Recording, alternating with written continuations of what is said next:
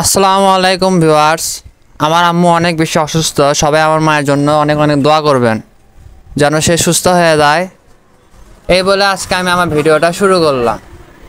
আসলে মন খারাপ নিয়ে কাজ কাম করতে খুব একটা ভালো লাগে না, কিন্তু এটা তো মনে করেন যে যদি জড় পদার্থ হইতো বা জড় জীব হইতো, মানে ধরে নেন যে জীবের কোনো মানে যেটার কোনো জীবন নাই, জড় পদার্থ যেটাকে বলে, এরকম কিছু যদি হইতো তাহলে মনে করেন যে আজকে আমি কাজ করতাম না।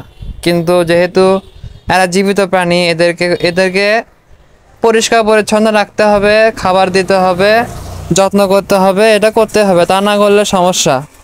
এজন্য বিশেষ করে যারা মনে করেন যে ধরে নেন একাই এক গরু পালন করে, তার কোনো সহযোগিতা নাই, সে একাই পালন করে, তো আমার উদ্দেশ্যে একটা কথা, আল্লাহ যেন সেই একক ব্যক্তিদেরকে সব সময় সুস্থ সবল রাখে, কাজ করার জন্য যেন শরীরে শক্তি রাখে। কারণ তারা যদি একবার ভুলবশত অসুস্থ হয়ে যায় তাহলে কিন্তু পরবর্তীতে কিন্তু সেই প্রাণীগুলোর অনেক বেশি কষ্ট হয়ে যাবে। তো ভাই, আমি কিন্তু এটা আমার সকালের ভিডিও, সকালে ঘুম থেকে উঠে আমার এই ভিডিওটা ক্রিয়েট করা, যেটা আমি করে রাখছি। তো ভিডিও ভাই করে রাখলে 2-3 ঘন্টাতেও মনে করেন যে শেষ হয় না, কারণ কাজ করতে কিন্তু সময় লাগে। 2 গরুর কাজও কাজ, 3 গরুর কাজও কাজ, 300 গরুর কাজও কিন্তু কাজই। তো এখন এই যে এতগুলো প্রাণীর যে মানে কাজ করতে হচ্ছে, কাজ করার কিন্তু কষ্ট আছে।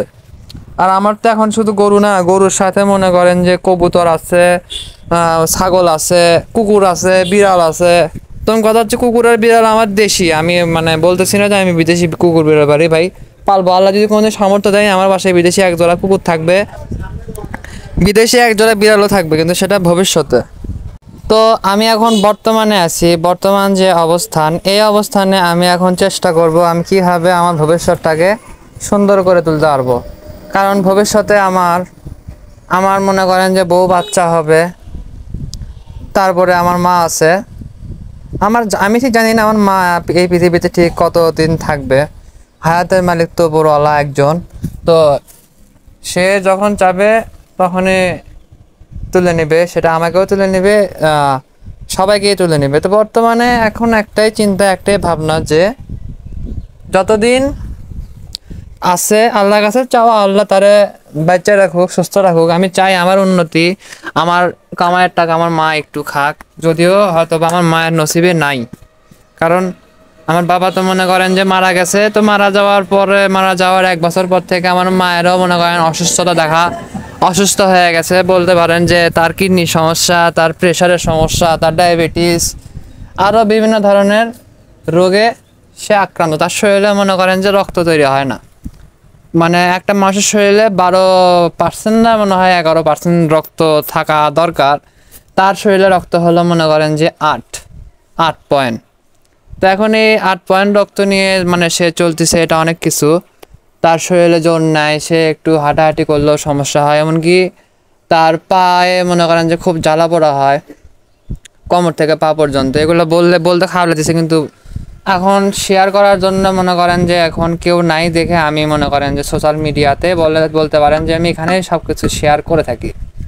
তো এখন ভিউয়ার্স, এভাবে মনে করেন যে আমার বর্তমান জীবনটা চলতেছে। শখ ছিল যে আমার নিজের কামাইয়ের টাকা আমার মায়ের খাওয়াবো, বাবা খাওয়াবো। তো বাবা তো মনে করেন যে আগে চলে গেল, এখন মায়েরও যে অবস্থা দিতেছি, তো মাও হয়তো চলে যাবে। এগুলো ভাবলে আসল কথা আমার দুনিয়াতে কিছু ভালো লাগে না। কারণ প্রত্যেকটা ছেলে, অন্ততপক্ষে ছেলেরা কিন্তু তার মায়ের প্রতি বেশি দুর্বল। মানে নিলাম মায়ের সাথে তারা ঝগড়া করে, চিল্লাচিল্লি করে, কিন্তু দিন শেষে ওই মাকে সব থেকে বেশি ভালোবাসে একটা ছেলে। একটা না, প্রতিটা ছেলেরই মানে মায়ের প্রতি একটা অন্যরকম দুর্বলতা কাজ করে। মা এখন পৃথিবীর সব থেকে ধনী হোক, পৃথিবীর মধ্যে সব থেকে গরিব হোক, মেথর হোক, চাকর হোক, চাকরানি হোক, টোগাই হোক, ভিক্ষুক হোক, মা তো মাই, কথা বোঝেননি? এই মায়ের প্রতি প্রত্যেকটা সন্তানের ভালোবাসা প্রায় একই রকমই থাকে। কারোটা প্রকাশ পায়, কারোটা প্রকাশ পায় না। কিন্তু বাপের প্রতিও ভালোবাসা থাকে, কিন্তু বাপের থেকেও বেশি ভালোবাসা থাকে হলো মায়ের প্রতি। যাই হোক ভিউয়ার্স, কথা বললে তো মনে করেন যে অনেক কথাই বলা যায়। আসলে আপনারা যে 2টা গরু দেখতে পাচ্ছেন এখানে, আপনারা অনেকেই কিন্তু গরু 2টাকে চেনেন, এবং খেয়াল করে দেখেন তো 2টা গরু কি আগের তুলনায় কি একটু বড় হয়েছে? আপনাদের চোখেই মনে করেন যে বড় হলে মনে বুঝতে পারবেন যে বড় হয়েছে কি হয়নি, কারণ আমি তো পালতেছি, আমি তো মনে করেন যে প্রতিদিন কাছে থেকে দেখি, এই জন্য আমার চোখে কিন্তু কোনো গরুকেই বড় মনে হয় না, মনে হচ্ছে যে এগুলো যে রকম কিনে নিয়ে আসছিলাম ওই রকমই আছে। তো বড় হতেও পারে, এখন বলা যাচ্ছে না বিষয়টা। তবে মনে করেন আপনার এই দুইটা গরু, এখন সাপোজ গরু দুইটা চুরি হয়ে গেছে বা চুরি হতে নিয়ে মনে করেন যে চোর ধরা পড়ছে, তাহলে কি আপনি সেই চোরকে কি মেরে ফেলে দিবেন? আচ্ছা, যদি মেরেই ফেলে দেন তাহলে খাওয়াবেন কেন? আর খাওয়াবেনই তখন, তাহলে মেরে কেন ফেলে দিবেন? তো এখন আমাদের দেশে এরকম একটা ঘটনা ঘটছে, গরু দিয়ে না, মোবাইল চুরির সন্দেহতে একটা লোককে ওই শিক্ষিত ছাত্ররা আটক করছিল, করে নাকি তারা আবেগের বশে তাকে ধরে মারধর করছে, আবার আবেগের বশে তারা নাকি সেই চোরটাকে মাংস দিয়ে ভাতও খাওয়াইছে এবং সেটার ভিডিও আবার নির্ধারণ করছে, করে আবার আবেগের বশে নাকি সেই চোরটাকে মারতে মারতে তখন সে চোর নাকি পাগল নাকি ভালো মানুষ। আচ্ছা, মেনে নিলাম সে না হয় একটা চোরই, মারা ঠিক আছে, মারো, কিন্তু ওইভাবে কেন মারবো ভাই? মনে করেন যে এমনভাবে মারলাম যেন বাঁশও ভাঙলো না, সাপও মরলো না। একটা প্রবাদ আছে না, শাস্তি দাও, অপরাধ করছে শাস্তি দাও, কিন্তু মৃত্যুদণ্ড দেওয়ার অপরাধ তো সে করেনি। সে তো আর বাংলাদেশের সমস্ত অর্থ তো চুরি করে নিয়ে যায়নি। আমাদের বাংলাদেশের কোটি কোটি টাকার অর্থ যে যারা চুরি করে নিয়ে গেছে তাদের দিকে আপনাদের চোখ নেই, তাদেরকে ধরার মতন ক্ষমতা আমাদের নাই। আর যেখানে মনে হয় সেখানে সামান্য একটা 50,000 টাকা দামের মোবাইল বা 1 লাখ টাকা দামের মোবাইল, ধরে নিলাম 5 লাখ টাকা দামেরই মোবাইল, যেহেতু মারিয়ে ফেলা দিয়েছেন সেহেতু মানে নিলাম আপনার মোবাইলের দাম 5 লাখ টাকা। এখন যদি কেউ আপনাকে ওই চোরের পরিবারের কেউ এসে বলে তোরে আমি 5 লক্ষ টাকা দিচ্ছি, তুই আমার সন্তানের জীবনটাকে ফিরিয়ে দে, তাহলে কি পারবে? তো ভিউয়ার্স, আমি কিন্তু কথাগুলো অনেক দুঃখের সাথে বলতেছি, কারণ আমরা সবাই কিন্তু শেষ নবীর উম্মত, আমরা সবাই কিন্তু একে অপরের ভাই, আমরা সবাই কিন্তু শেষ নবীর উম্মত, আমরা কিন্তু কেউ কারোর উপরে অত বেশি ক্রোধ হব না।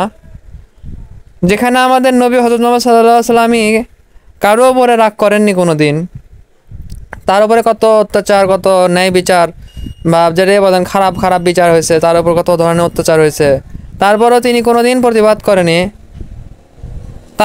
তাকে যতটা কষ্ট দেওয়া হয়েছে, এই কষ্টগুলো যদি আমি পাইতাম তাহলে হয়তো তার আগেই মনে করেন যে আত্মহত্যা করে মারা যেতাম।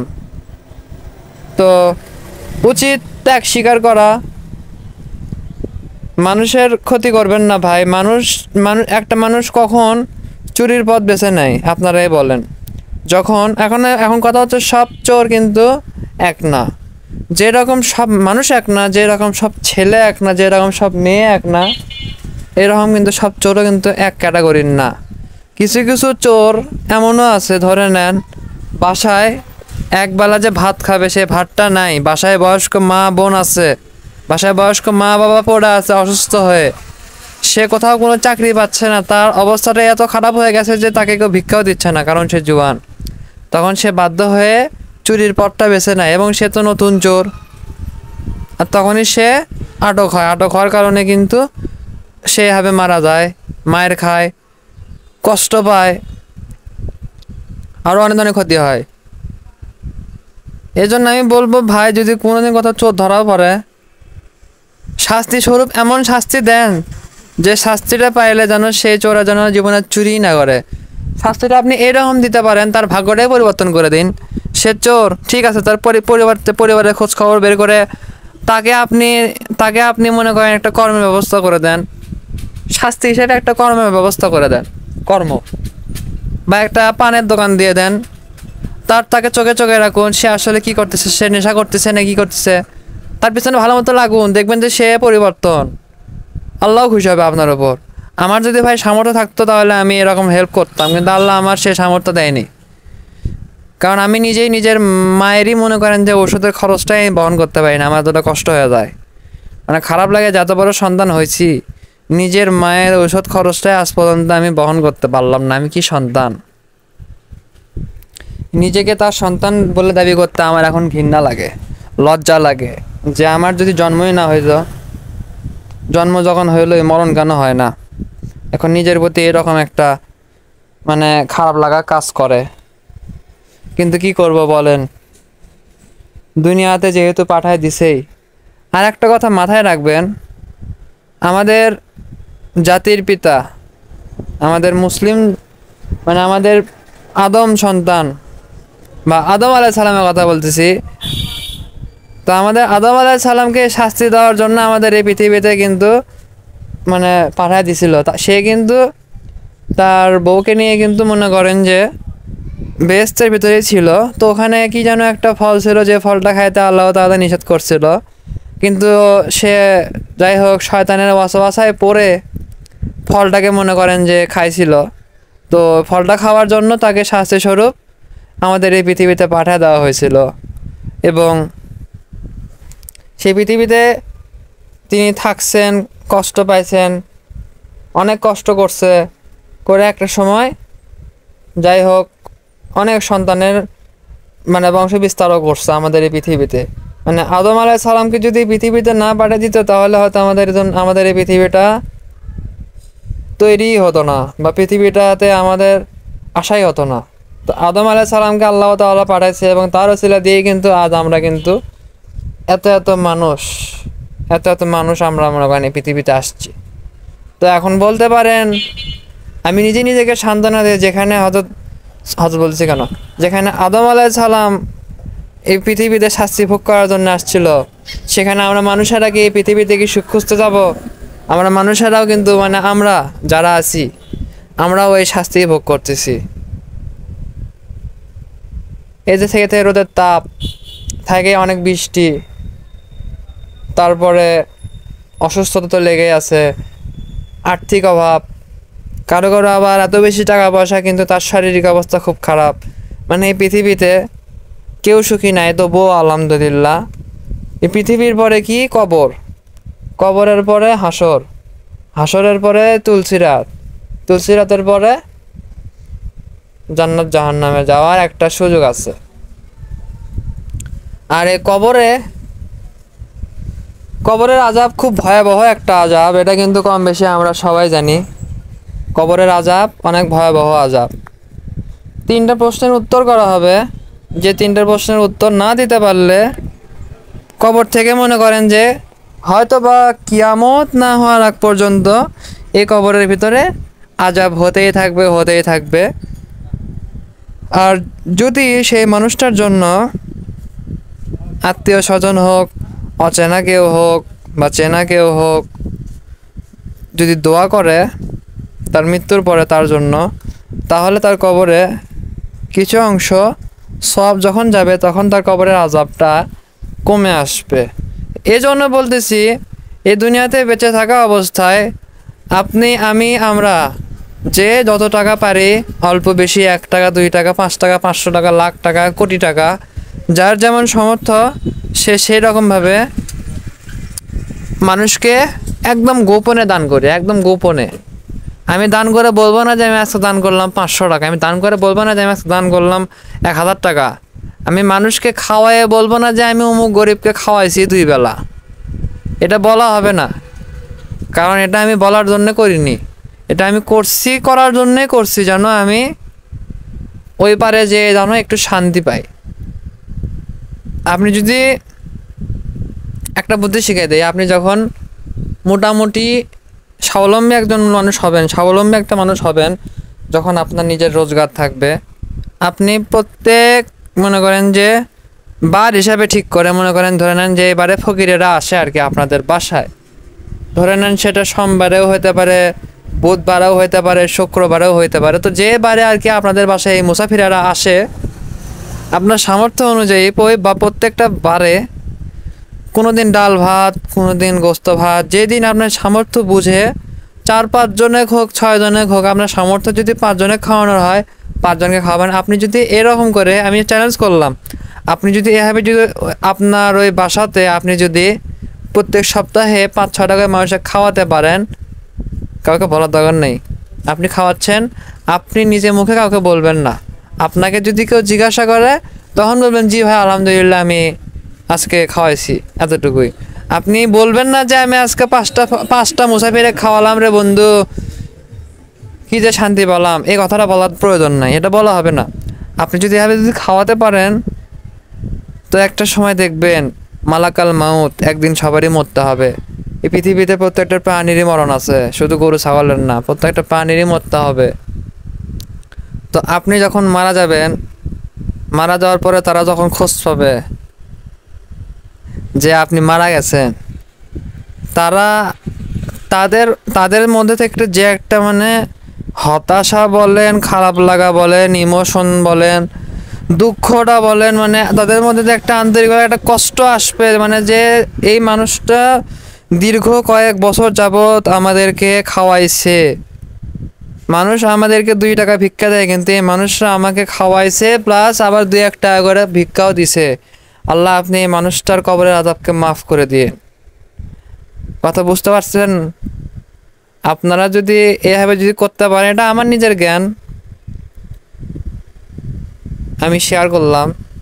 আর এই খাওয়ানোর সময় দয়া করে কেউ ভিডিও করে সোশ্যাল মিডিয়াতে ছাইরা 10 জনকে মানে কি জানি এখন বলে, আমি আমার দেখা দেখি যেন আরও 10 জন যেন এই কাজটা করে, সেজন্য আমি ভিডিও করে ছেড়ে দিই। প্রয়োজন নেই, যেখানে আমাদের কোরআনেই আছে যে আমি ডান হাত দিয়ে দান করবো বা আমাদের যেন জানতে না পারে। কারণ মানুষ হয়ে মানুষের যদি সম্মানই না দিতে পারি তাহলে তো হবে না ভাই। একটা গরিব মানুষের কি মান সম্মান নাই?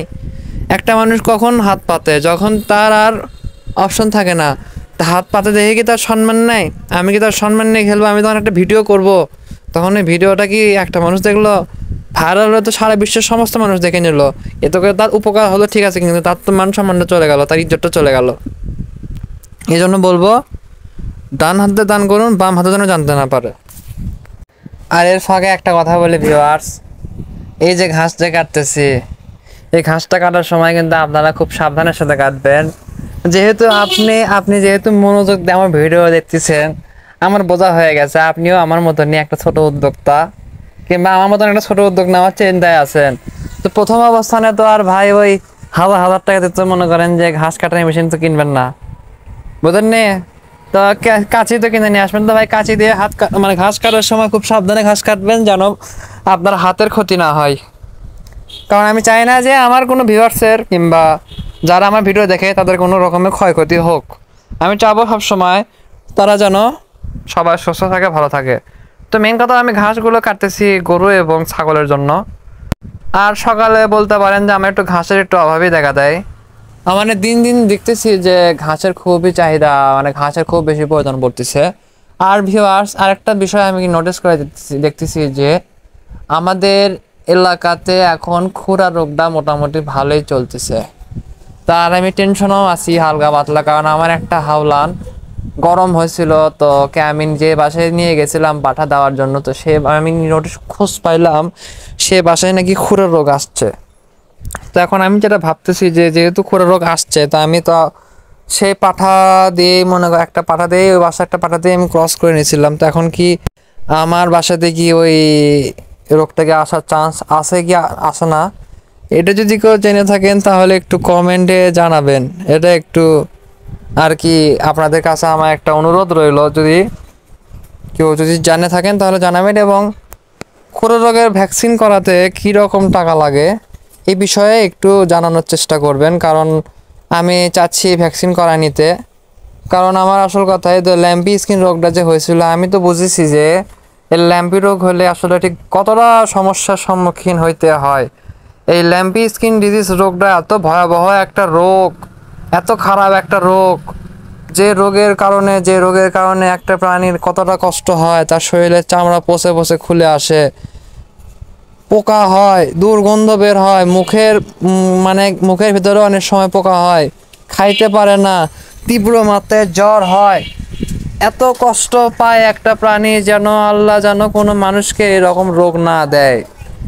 তো এই জন্য বলতেছি যে সব থেকে বুদ্ধিমানের পরিচয় ভালো সিজনে ভালো কিছু গরু কিনে নিয়ে এসে কৃমিনাশক ইঞ্জেকশন করে গরুগুলোকে বাসায় সেট আপ করে ডাক্তারের পরামর্শ নিয়ে সব কটা গরুকে খুরা রোগের ভ্যাকসিন এবং ল্যাম্পি স্কিন রোগের ভ্যাকসিনটা অবশ্যই দিয়ে নেবেন। এই দুটো ভ্যাকসিন দিলে আল্লাহর রহমতে আপনার গরু ছাগল অনেক ভালো থাকবে। এবং মুরগি আর কবুতর যদি পালন করে থাকেন অবশ্যই কিনলে একবারই কিনবেন এবং সেখান থেকে যা হয় সেটা নিয়ে আলহামদুলিল্লাহ খুশি থাকবেন। এই মুরগি আর কবুতর জিনিসটা এরকম, আপনার বাসায় 10টা আছে, আপনি ভাবলেন যে আমি আরও 10টা কিনে নিয়ে আসি কোথাও থেকে। যখনই কিনে নিয়ে আসবেন, কিনে নিয়ে আসার পরে 100%-এর মধ্যে 50% বাসাতেই দেখা যায় যে রানী নামে একটা রোগ আছে, রানী ক্ষেত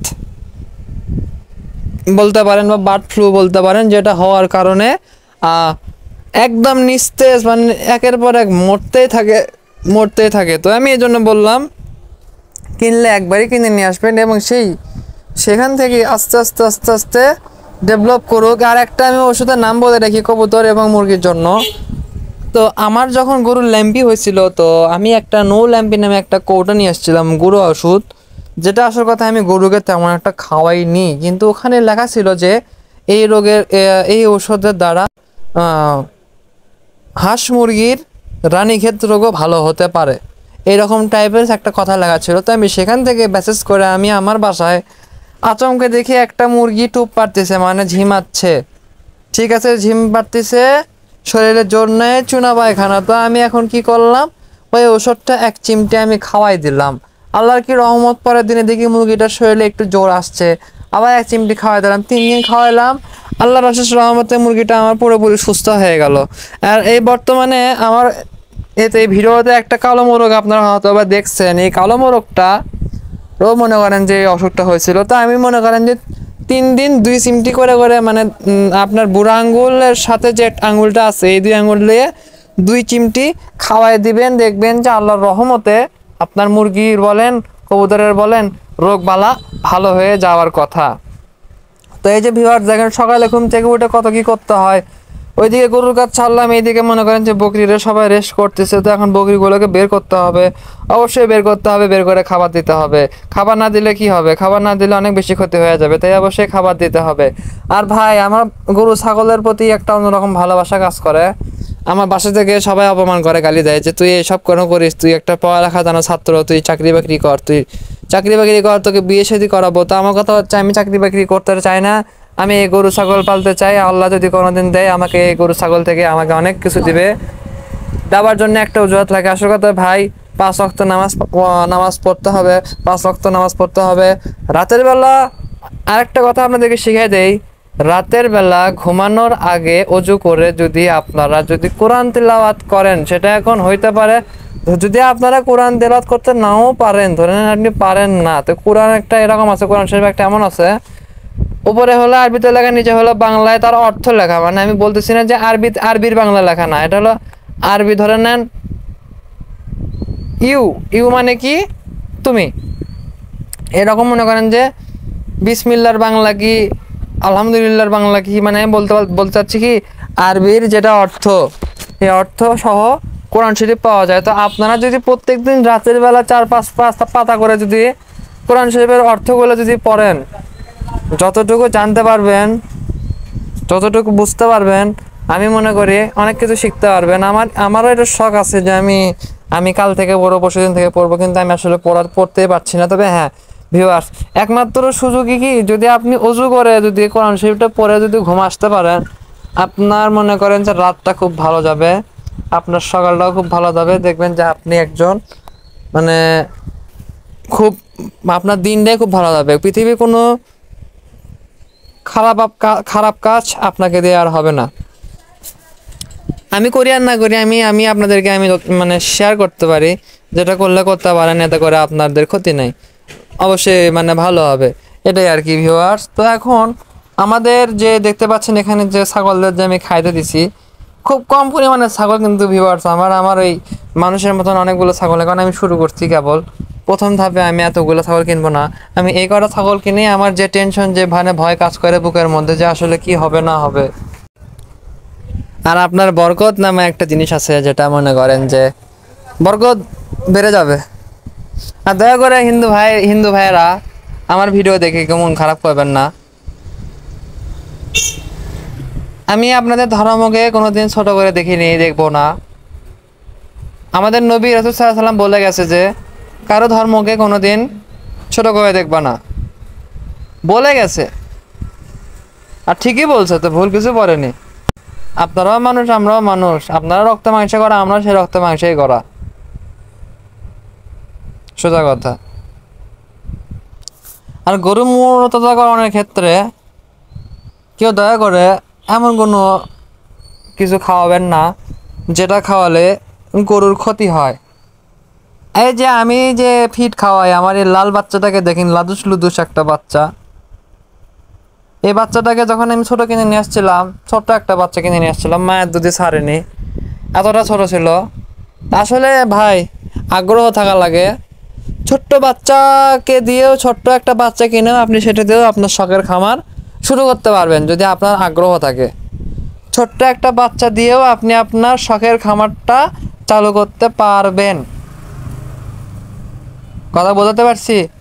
এখন ওই আমার যদি টাকা থাকতো, আমার যদি 2 লাখ টাকা থাকলো নি, আমি একটা গরু নিয়ে এসে পালতাম, এরকম মনোভাব মাথা থেকে ছেড়ে ফেলেন। আপনার কাছে যদি 20,000 টাকাও থাকে ভাই, আমি বলতেছি আপনার সুন্দর একটা বাছুর গরু হবে, সুন্দর একটা বাছুর গরু হবে। সেটা যদি বকনা বাছুর গরু হয় আলহামদুলিল্লাহ, মনে করেন ওই টাকাতে একটা বকনা কিনে নিয়ে আসলেন দেশি জাতের, প্রত্যেক বছরে ওই বাছুরটা যখন বড় হবে শাহিওয়ালের 100% মানে যে বীজটা আছে সেটা দিয়ে আপনারা ক্রস করাই নেবেন, দেখবেন একটা করে বাচ্চা হবে। বাচ্চাটা মনে করেন যে ষাঁড় হলে 1 লাখ টাকা 8 মাস পরে, আর যদি বকনা হয় তাহলে আলহামদুলিল্লাহ বিক্রি করার কোনো প্রয়োজন নেই, বকনাটাকেও আপনি আবার গাব করেন।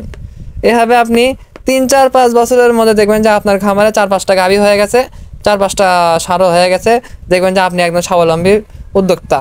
আর এই জাতের গরুগুলোর অসুখ বিসুখ খুব কম হয়। আর ভ্যাকসিন তো অবশ্যই করতে হবে, ভ্যাকসিনের মধ্যে রাখবেন, যত্ন করবেন, ঠিকমতো খাওয়াবেন। এবং ঘাস, অনেকে বলে যে ঘাস, প্রচুর ঘাস খাওয়াতে হবে। হ্যাঁ ভাই, যদি আপনার ঘাস লাগানোর মতন জায়গা থাকে তাহলে আপনি প্রচুর পরিমাণে ঘাস লাগাবেন, আর যদি জায়গা না থাকে তাহলে প্রয়োজন নাই। যদি ঘাস লাগানোর মতন জায়গা থাকে ঘাস লাগাবেন, আর না হলে প্রয়োজন নাই। আর ভিউয়ার্স, এই গরমের দিনে যদি আপনি ক্রস গরু পালন করে থাকেন, যদি গরুটা বড় হয়, সকালে একবার বিকালে একবার গোসল করাই দিবেন। আর যদি ছোট গরু হয় ক্রস, তাহলে একবার করে গোসল করাই দিবেন। আর ক্রস গরু দেখে গোসল করে দেওয়াটা উত্তম একটাই কারণে, কারণ ক্রস গরুরা অনেক বেশি নোংরা হয়, এরা মনে করেন যে নিজের শরীরকে পরিষ্কার রাখতে পারে না। সেই হিসাবে একটা শাহিওয়াল গরু অতটাও নোংরা হয় না। আর নোংরা না হওয়ার মূল কারণটা হচ্ছে কি, এরা মনে করেন যে একটু রাজকীয় গরু বলতে পারেন। মানে আমাদের বাংলাদেশের শাহিওয়াল হিসেবে আমি বাংলাদেশের শাহিওয়ালকে বলি একটা হলো অন্যরকম রাজকীয় গরু। গরুর চুট আছে, গলার ঝুল আছে, নাভি আছে। মানে আমরা বাঙালিরা একটা দেশি গরুর মধ্যে যেটা যেটা খুঁজে পাইতে চাই, সেটা সম্পূর্ণ একটা মনে করেন যে শাহিওয়াল গরুর মধ্যে আছে। আর ফিউচারে আমার ইচ্ছা আছে, যখন আমার মানে উন্নতি হবে, আমি 10টা শাহিওয়াল পালবো, 10টা ক্রস পালবো। ক্রস 10টাকে পালন করব হলো 12 মাসের মধ্যে যে কোনো সময় সেল করার জন্য, এবং শাহিওয়ালগুলোকে শুধু পালবো হলো কুরবানির জন্য, কুরবানি টার্গেটে।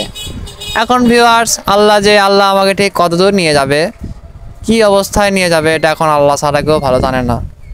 এখন দেখা যাক আমাদের দেশের যে বর্তমান অবস্থা, যে হারে মানে চারপাশে যে ক্ষয়ক্ষতি শুরু হয়ে গেছে, এগুলো মেরামত হইতেই সময় লাগবে।